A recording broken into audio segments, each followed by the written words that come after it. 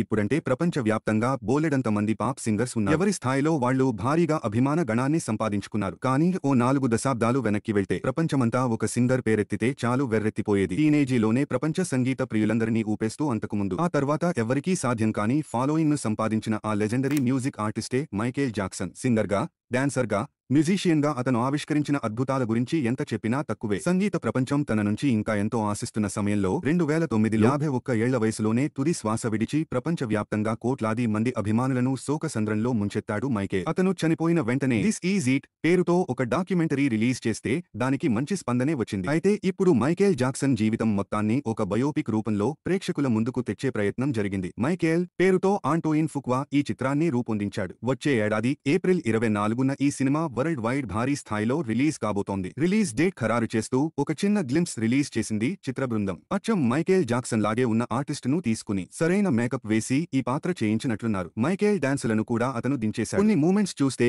Michael అభిమానులకు goose bumps వస్తాయనడంలో సందేహం లేదు. సినిమా కూడా అద్భుతంగా ఉంటుందనే సంకేతాలను ఇచ్చింది ఈ గ్లింప్స్. మైకేల్ ను ఇష్టపడే ప్రతి అభిమానికి ఇది ఒక గొప్ప జ్ఞాపకంగా మారడం ఖాయంగా కనిపిస్తోంది. ఇండియాలో కూడా ఎంజేకు భారీగా అభిమాన గణం ఉన్న నేపథ్యంలో పెద్ద ఎత్తునే ఈ సినిమా రిలీజ్ కావచ్చు.